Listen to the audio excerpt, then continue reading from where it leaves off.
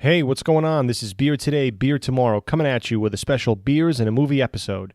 In this week's show, the lovely Rachel joins me to rate and critique two new beers from Interboro Spirits and Ales out of Brooklyn and New York. The first is Ill Plus Matic. The second is a collab with LA-based Mumford Brewing. This one is called Matter Fatter Method and not Matter Fatter Fluid, as I mistakenly call it the first time I reference it during the show. Anyway, while we throw a couple back, we also watch and discuss Pirates of the Caribbean, Dead Men Tell No Tales. In addition to that, we announce the winner of our BTBT beer and glassware giveaway during this show. So stay tuned for that. One lucky winner will win 2 beers and a 16-ounce can-style logo glass. Now, if you didn't enter the contest or if you don't win but still want your own BTBT glass, visit the BTBT store at Beer Today, BeerTomorrow.com. Get your glassware right now. Come on, what are you waiting for? The glasses are here. They're in stock, but for a limited time, so hurry up because these bad boys are going quick. Now, we really hope you enjoy this week's show. Grab a brew if you got them and crack them open. Cheers.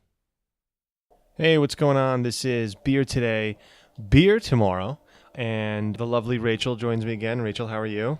Hey, how you guys doing? I'm doing great. And we have a special show today. We're doing a beer review with a movie. We'll also be announcing the BTBT contest winner during today's show. And the prize, of course, is the 2 beers that we will be reviewing, which is Ill Plus Matic by Interboro and Matter Fatter Fluid, which is an Interboro and Mumford Brewing collabo. And, of course, great beer needs awesome glassware. And the lucky winner will also receive a BTBT 16-ounce custom logo glass. The movie, which was selected by Rachel. Rachel, why don't you just quickly tell us about the movie, which is playing in the background currently? Yes. Well, one thing for sure, I've been wanting to watch this movie for the longest. It came out in May of last year, 2017. It's called The Pirates of the Caribbean, Dead Men Tell No Tales. And the cool thing about this film is that it's the last a recent film that just came out from all the different, I guess, from all the series of the Pirates of the Caribbean. Yeah, I don't know anything about the Pirates of the Caribbean. I've never actually even seen one of them. I know of the series. I just have never seen any of the movies. Travesty. I am like shocked. How did that happen? I don't know. No, it's actually I personally. I mean, I've been meaning to see them. I just never got around to doing it. Yeah, no, but I actually got to say, they're really enjoyable. They're really good. Well, this one, so I'll give you some info. I'll give you a little bit of what's going on. So Johnny Depp, he returns to the big screen, and this is from Rotten Tomato. And believe it or not, the audience score gave it a 62%, and the tomato meter was 30%, which is kind of crazy because basically that's pretty low. People that rate movies for a living thought this was crap. In other words. Well, this one I haven't really seen, so I really can't say much about that.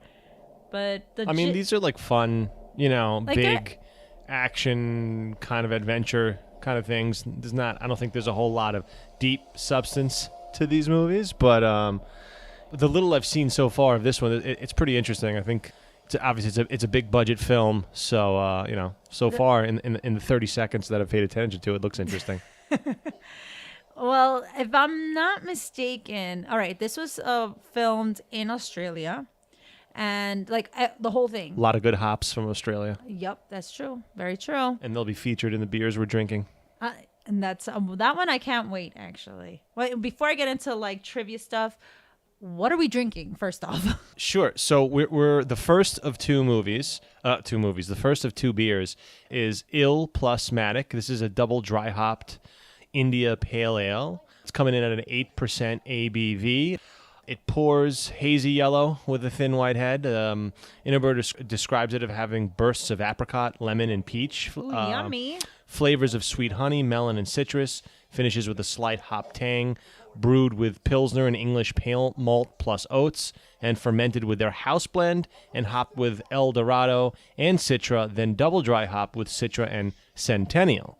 Wow. Just a little on the hops. El Dorado hops were created by Moxie Valley-based CLS Farms, LLC, in 2008. Is released to the public in 2010, a relatively new and young hop. Product of the Yakima Valley's cooler climate, it features typically fruitier flavor profile, and it's also a desirable hop for its bittering and its aromatic properties. Also, since we're on the topic of hops, Citra, which is an American aroma hop created by John I. Haas Incorporation. Wait, so this one I have in my hands. This one is called ill. what? This is ill plus Matic. Nice. And Okay. I'm just giving a quick rundown of the types of hops that were used in this. It's a IPA, double IPA. It's very hoppy beer. Hops are very, very in vogue, especially in these beers, obviously. So Citra, really quick, it was released to the brewing world in 2008. It's one of the most coveted high-impact aroma hops in the U.S. It boasts, complex lineage that includes Hallertau Mittelfrüh, Tettnanger, Brewer's Gold, and East Kent Golding. And then also, really quickly, is the Centennial, which is the final hop used, and that's a mix of Brewer's Gold, Fugel, East Kent Golding, and Bavarian hops. This one a little bit more old school, developed in 1974. It was pioneered by Charles Chuck Zimmerman and S.T. Kenny at Washington State University. Nice. Sometimes people call it the Super Cascade because of the similar citric characteristic, but it's a much celebrated hop. It's very versatile as far as the bitterness and the aroma, and that balances each other out quite beautifully. So, without further ado, I've got these poured in our 16-ounce BTBT logo glassware here. Let's have a sip and give this a try. Cheers. All right, cheers. I gotta say, the smell is amazing. Yeah, this is a really, really tasty brew. I really enjoyed this. So Ill plus Matic is actually their. This is the first time they've brewed this beer, and this was part of a triple release. The other beer that's not included in this review today is Mad Fat Fluid, which is my favorite beer that they do. But to be honest, Ill plus Matic is really giving it a run for its money. Yeah, I gotta say that this is absolutely delicious. And you're not a big hop person. I know, I'm not a huge hop person. And you know what? I have to say, this is really tasty. It really is. Yeah, I mean, it has the aroma. It has like a nice, floral, but kind of like a soft, like fruitiness, but it's not strong. It's like. Yeah, I mean, I definitely get the on the nose, and I definitely get the apricot, the hints of lemon, and like you said, there's a floralness to it. And then when you drink it, there is a bit of again, you get the citrus, you get the honey melon, and there's a little bit of sweetness there at the end. Yeah, it's subtle. If you're looking for like a really, really sweet beer, I wouldn't go with this one, but it's subtle. It has that nice bitterness to it with a sweetness to it. It has like a nice little balance, contrast there. Yeah, and it's a big beer. I mean, it's an 8.2%, but it doesn't feel that way when you're drinking it. It's very smooth. It's delicious. It's tasty. And this, like I said, this might give Mad Fat Fluid a serious run for the money. Of course, I love the name because it's a direct throwback to Nas, Queens All Day, hip-hop. But I was expecting big things from this beer, and I'm not disappointed. I got what I was kind of looking for, but I think it almost even surpassed what I was looking for. I'm a big fan. I am definitely a big fan of this, and I like that they double dry hopped it with Citra and Centennial. And for our viewers who don't know, of course, dry hopping is the addition of hops late in the brewing process to increase the hop aroma of a finished beer without significantly affecting its bitterness. So dry hops can be added to the wort in the kettle, whirlpool, hop back, or added to beer during primary or secondary fermentation, or even later in the process. We could do a whole show about different dry hopping techniques and at what stages they do them, but that's another show for another time. This is Movie Night and a Beer. Yeah. No, that sounds freaking awesome. One thing I have to say about this this can, the font that they use, it's very, Pirates of the Caribbean-esque. It's a striking the logo, not the logo, but like the font, like you said, that they use. It's very striking. It draws your eye right away. The color scheme is really good. I mean, it's white lettering mixed in with I guess you could say that's gold, right? Yeah. And the label, the color of the actual label is black. So it's a can that stands out. It definitely pops when you're looking at it. And I like that the Ill Plus, because they couldn't just say Illmatic, so they do Ill Plus Matic. But when you're looking at it, the plus kind of fades in the background a little. It really just says Illmatic and then Interboro Spirits and Ales. And shout out to Interboro Spirits and Ales. They're located on 942 Grand Street in Brooklyn, New York. I was just there the other day for this release. And yeah, they're always doing interesting things. But I like this beer a lot. I mean, I think it's got a very nice color. There's definitely like a syrup. When I look at this, I just think of like a syrupy juiciness, right? Almost like a pineapple juice out of the can, sort of. Oh my gosh. Yeah, that's right. But it doesn't have that intense sweetness to it. Mm-hmm. Because I've come to realize some people, they really like the bitterness. They really like that really hoppiness. They often use a lot of Pilsner and English pale malt and oats in their beers, and I like kind of the flavoring and the texturing that it gives the beers. It's a big beer, but it's not. You could drink more of one of these in a session. I feel, even though it's at 8.2%, and maybe you don't necessarily want to do that, but it's a delicious and a very, very tasty beer. So let's agree. Before we start to, I know you got some cool Pirates of the Caribbean facts to lay on us. Let's. Oh my gosh, we're like missing out on some stuff here too. Yeah, But apparently there's right. a Devil's Triangle, and Yeah, they followed the ship in there and they weren't supposed to, and these. this is Javier Bardem's Okay, here comes character. Javier Bardem. Actually, he's a really good actor. Yeah, he's amazing. Love him. Yeah, he's a talented actor. I don't know if this was just a talented actor doing a cash grab, but he's really good in every role. No, but you know what's so cool is the fact that before this film, the one before, his wife, who was if I'm not mistaken, maybe 4 or 5 months pregnant, Penelope Cruz, she actually acted in the previous movie of the Pirates of the Caribbean, that came out in 2003, and because of her experience on set, that they respected, it was high end. She really had a really good time shooting the film. She gave her blessing for Javier Bardem to participate for this film. Oh, really? Yeah, and now here's the other crazy thing too, was that role was supposed to go with Christopher Waltz. Let me double check that. Hold on, I have that on. I'm getting all my info from IMDb.com. If you ever need trivia and also just basic info on movies in general, that's the best website to go to, technically. The special effects look pretty good. Yeah, they're intense. Like half of Javier Bardem's face is missing, or half of the back of his head, anyway. Yeah. Well, actually, you know that his makeup, it took close to 2.5 hours to do, and the hair, it's elevated and everything like that. What they did was that they put him in a hairnet, and they put actual these marker dots, so CGI could set up. Well, his hair is CGI. Yeah. So they could. There's a hell of a lot of CGI in this movie. Yeah, definitely. Yeah. So, I don't know if any guys are fans of this movie. Like I said, I've not seen any of the movies, but hey, if there's good beer, you can drag me out. No, it definitely is something to watch, you guys. Yeah. So essentially, in this one, Jack Sparrow searches for the Trident of Poseidon while being pursued by an undead sea captain and his crew, and that's led by Javier Bardem. The directors are Joachim Roning and Espen Sandberg. Screenplay written by Jeff Nathanson, and like Rachel said, this was released in May 26th. The estimated budget was between 230 320 million. It did close to 63 million opening weekend in the U.S.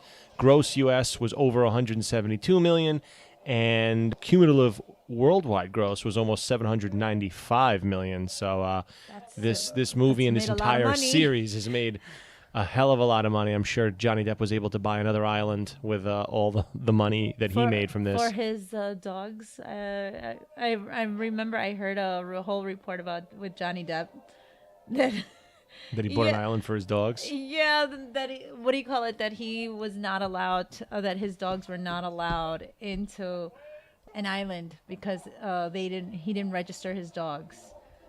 And that he had to. Do you remember that? Yeah, no, he didn't buy an island for the. Not buy an island. Where he took them, he didn't. I don't know if it was he didn't get during a passport for them. Yeah, he didn't like get them cleared. Yeah. And they basically kicked him out. No, I think they ended up working it out. I don't think they kicked him out. I think they were threatening to take his dogs, and then I think he threw a hissy fit. I don't know if he left or not, but I remember hearing that. Yeah, that's kind of a funny story. I do remember hearing that. Poor Johnny Depp. No. Yeah. You hold on to your doggies. Oh, so like I mentioned before, the role for Javier Bardem of Captain Salazar was originally supposed to go to Christoph Waltz. And the role was actually called Captain Brand. But he dropped out due to work obligations that he already committed to before. Interesting. It would have been a totally different take on. I mean, both those guys are really good actors. Talented. Would have been a totally different take on it. And now you said something interesting that you read that actually the character ended up having to be kind of portions of the movie had to be edited. Oh yes. Right. Yeah. So now here's something that's really crazy because this character of like Captain Salazar by Javier Bardem. The original take of this character, he was supposed to be gay or bisexual. But due to the fact that there was such a major hissy fit from the conservative groups in general, that they made their voice very loud and clear against a bisexual gay character that came out in the same thing in 2017, Beauty and the Beast, right? They were actually making such a big clamor about it that they edited the film to just make it to insinuate that this character was possibly gay, possibly bisexual. So that was actually edited out from the release. That's interesting. I was not aware of that. Interesting decision that they made. But yeah, I mean, like I said, I'm just watching this now. This looks like an interesting, entertaining film. I'm wondering if I need to know what happened in the previ's films. I mean, probably not. I mean, I probably know seeing it would probably help, but I'm sure these movies kind of like, it's not Macbeth. I think these function as standalone pieces here. Yeah, now each one has... I've come to realize each of these, they kind of stand alone. I like you said, they... his Captain Sparrow's character it's officially iconic, Yeah, it is popular character. And if I'm not mistaken, Disney's involved with this, right? Yes, it's they're the main studio that was a major participant of creating this film. Very cool. Well, just getting back to the beer, let's give this beer a rating. Last time we did a beer review show, we rated the beer on look, on smell, and then finally taste. I'm actually, as you can see, I enjoy this. Well, as Rachel can see, the audience can't see, but I'm almost done with my portion of this beer. I mean, like we already talked about too. Cheers. We talked about the color, so I'm going to give the color. I'm going to give it a 4.5 on color. Rachel, what would you give it on color? Okay.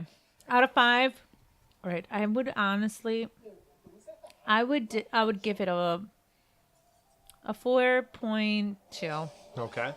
I like it. And on next we go to the smell, and for me, I think this it's a good brew. It's a good brew. I enjoy the smells, citrusly. Florally is not a word, but floral, a little bit of a little lemony, little grassy notes. You get the you get the tropical fruit notes. I like it. I would give it 4.4 on the smell. All right. On my take, I would definitely give it a 4.5. I really enjoy the smell. It's not, super fruity, but and even you get the bitterness and you smell the hops, but yet you get these nice floral tints and and you do smell the different fruits. It's really enjoyable, honestly. Like even just to grab it and just sniff away, it really is awesome. Excellent. And now, finally, with my final taste, we will do the taste. Take one last sniff, and let's Swooshing swirl it away. it around. Swirl it around. Unlock all those delicious flavors. I would give this taste 4.6. Yeah, I mean, again, all the descriptors that they listed when we just spoke about, they're all there. I think this is a very nicely done, well-balanced double IPA. Interboro consistently does big things. They consistently make very good beers. This is one of my favorite beers that they make. I think this is. I haven't decided if it's overtaken Mad Fat Fluid, but it's certainly. No, that one is honestly. It's a top beer. Yeah. That and I'm very fond of this. I'm excited to get more of this the next time it comes around. So 4.6. Oh wow. For me on the taste. For the taste, I have to say it's a 4.5. Honestly, like the smell, the taste. And you know me, I'm not big on any really hoppy beers, but this one, it has such a nice balance to it. I can see myself drinking another one for sure. Like, yes. Back to back. Seriously. I certainly can. And under other circumstances, we would, but we're not right now because we are actually gonna move on. I'm gonna go grab the next beer. From the fridge. From the fridge. We're going to take a really quick break, and then we're going to be back to talk about the Interboro and Mumford Brewing collab, which was a stepped-up version, I guess you could say, of a beer they brewed earlier in the year, Madder Fatter Method. So we'll be back, and we're also going to be announcing the winner of our social media contest, who's going to get an Ill Plus Matic, a Madder Fatter Method, and their very own BTBT glass. So all that is coming up. Stay tuned. We'll be right back. Yes. Hey, this is Peter from BTBT, and we are now going to announce the very lucky winner of the BTBT Beers and Glassware giveaway. And that winner is, drum roll please. That was a shitty drum roll, but that's all right because the winner is Who Has Beer For Us. Congratulations and shout out to @WhoHasBeerForUs. You are the winner of the BTBT giveaway, you lucky bastards, ya. Hit us up with your address and we'll get the goods out to you ASAP. Congrats again to @WhoHasBeerForUs. Now, enjoy the rest of the show. Cheers. Hey guys, welcome back. And we're here still watching Pirates of the Caribbean, Dead Man Tell No Tales. And we're going to actually enjoy, what is this what we have? We have Madder Fatter Method, which is a collabo between Interboro and Mumford Brewing. Mumford Brewing is located at 416 Boyd Street in Los Angeles, California. And this is a little bit of a bigger beer. This is 9.5%. 40 IBUs. This is going to be a good one. Let's just crack this bad boy open. Let's make it happen. Nice. All right, so let me give you guys a heads up of where we are at with this movie. So Johnny Depp's character, Captain Sparrow, pretty much lost his crew after a crazy chase scene. Like, I gotta say, it was pretty I loved it. It was I have to say, so far I'm really liking this movie. It's entertaining. It's really entertaining. I don't know what the Rotten Tomato, the tomato meter, I don't know what they're talking about, 30%. Well, I mean, to each his own, right? It's just like, I mean, if you enjoy something, then you enjoy it. And I think there's different levels of enjoyment you can get out of films. Some films are more serious. Some films make you laugh. Some films pull at your heartstrings. Some are action and adventure, But I think for what I'm seeing, for what it is, this is an entertaining film. Yeah, it's good. Well, right now, so you just poured this. I gotta say, it's a beautiful drink. It's like, oh my gosh, it's really rich, deep color. And you're more knowledgeable on beer. I'm a newbie. Just FYI. You know. Well, we're bringing you along there. Yes, So I'm learning. I'm learning. So this is an imperial version of their brew from earlier this year that they did. They describe it as pouring a pale golden yellow with this white head, and you did mention there's a nice head retention there, nice lacing around the glass. You know, they describe it as having aromas of citrus, tropical pineapple, bright tangy fruit flavors with pleasant hop bitterness. It's brewed with Dutch Pilsner malt, wheat, and oats, hopped with Galaxy, Citra, Mosaic, and Motueka, and then double dry hopped with Citra. You know, a couple of those hops we already spoke about, but here's one of the connections that we could make from this movie. So, descended from a German variety Pearl, Galaxy is a unique Australian breed of hops that has the distinction of sporting the highest percentage of essential oils amongst hops.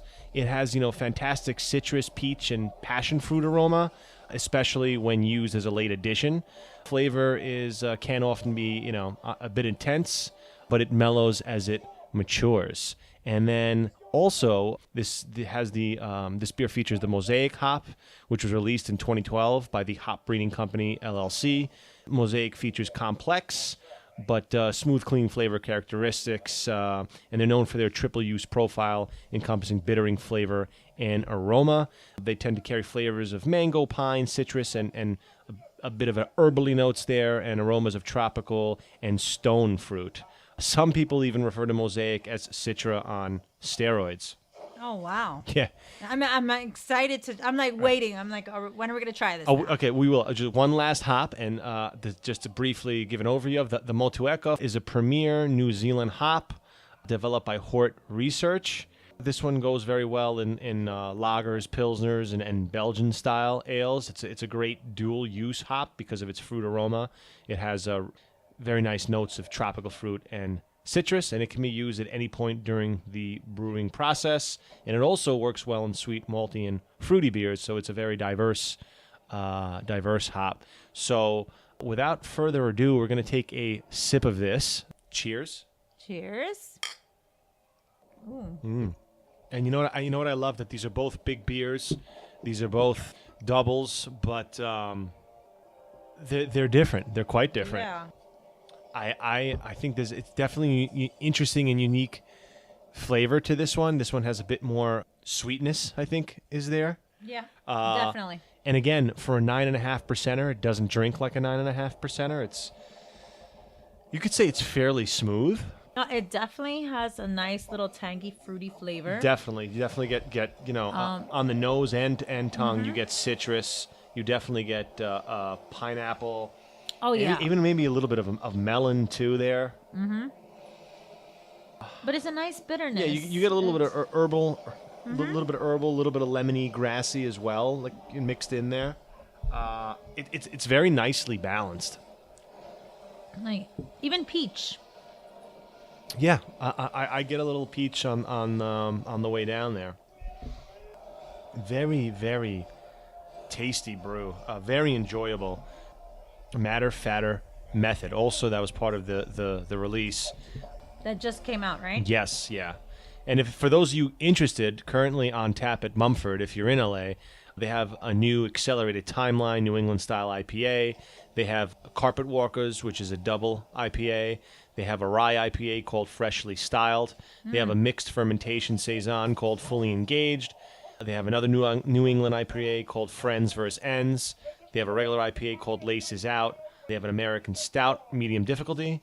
They have a Pilsner called Rules Schmules, a sour IPA, Something Borrowed, and Way Tight, which is a New England style IPA. And beers at their location are available in growlers and 32-ounce crowler fills. So hurry up, check it out. So far, I am loving it, honestly. This is really delicious. This is, I have to say, that it's a nice, and I'm not, like, you know me. You're not an IPA, let alone a double IPA yeah, exactly. kind of gal. I am not hardcore like that. But I gotta say, it's really tasty. It's really good. I would agree. I would agree. Just looking at the color, it's got a nice. How would you describe it? I think it's a nice color. It has like a nice, like deep, but yet like light. It's like an orangey yellow hue. Yeah. Again, I mean, I hate to simplify it and say that it looks like juice, but you could almost dare you. I know, but you could almost mistake it for looking like juice, right? I mean, this kind of looks like Trader Joe's organic orange juice, sort of. But on the color, I would give it a 4.3.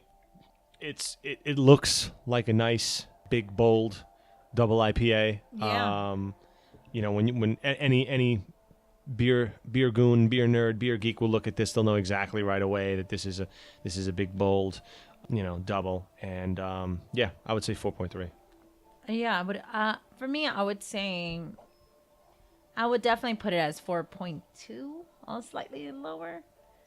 But I think it is beautiful. It is very nice. It's beautiful, but it definitely has that little juice look factor on front. It does kind of look like juice now that you mention it. It does. And that's why some people refer to some of these beers as juice bombs, which I do it too. It's not really the best way to describe it, but I mean it is. It looks like juice. Many would say for shame. Yeah, for shame. Smell. Moving on to smell. I mean, you definitely get. You mentioned it. Citrus, peach. There's passion fruit aromas in there. There's a lot going on, as there is in all of these well done big IPAs and DIPAs. Earthy, floral elements there. A little bit of grapefruit, a little bit of lemon, and it's got a good amount of bitterness. It's got the right amount of bitterness that I do like. I mean, almost. But you almost get a little bit of pear in the smell too. Yeah, I do. But believe it or not, when it comes to the smell, I like the one we had before. Okay, that's fair enough. I'm it's close for me, but I do think I would lean with the Ill Plus Matic over in the smell category. I would give this though I'd give this a 4.3 on smell. Yeah, I would give it a 4.3 as well. But hands down, I really enjoy the smell from the first one. Ill Plus Matic. Yeah, Ill Plus. Okay. Plus And Matic. now, oh my gosh, that drink is starting to get to me. well, these are big beers. And now moving on, so we'll move on to next is we'll move on to taste, and then we'll do kind of a quick, we'll pick our favorite. All right. So now going to taste, I mean, it's a really good beer. It's nicely balanced. It's solid. It's got a little bit more of a bitter kick, I feel, than Ill Plus Matic did. Again, these are, they're both doubles, but they're different beers. They're totally different. They're totally different beers. I like the flavor. I like the notes that I get. I think I get more on the nose than I do the tongue, but there's a lot going on in the glass. There's a lot going on in this beer. I think it's a great job. Very well done. I would give this a 4.4. For me personally, I like the little subtle citrus flavors and so forth, but there's a lot of bitterness going on, a lot more. Generally, I would prefer to lean more on the citrusy, but it's still a good beer. But like you said, like even with movies and stuff like that, everybody is to each his own, right? For me, when it comes to the taste, I would definitely give it like a 4.2. Okay, fair enough. And now I think what we need to do is, we know which one. Both great beers, but I think it's safe to say that we both prefer the Ill Plus Matic. Yep. That's true. Which isn't taking anything away from Matter Fatter Method. A very good brew. I think if you like something that has more of a bitter taste with a subtle, sweetness, tangy sweetness, tangy fruitiness, at the end, I think this would be your drink. I would and will drink this again, but good beer, solid brew. But the winner tonight is Ill Plus Matic for us both. But again, you can't go wrong with either one of these. No, definitely. This was a good choice. Pretty awesome. Honestly, both of them were pretty darn good. Excellent. Yeah. Any parting thoughts about this movie that you want to leave our audience with? Oh, yes. Well, actually, you know what? This movie so far is so good. It's really interesting. I can't wait to, finish watching it. As for the drinks, they were freaking awesome. They're really delicious. They're catching up to me. I feel it. I'm starting to feel it, to be honest with you.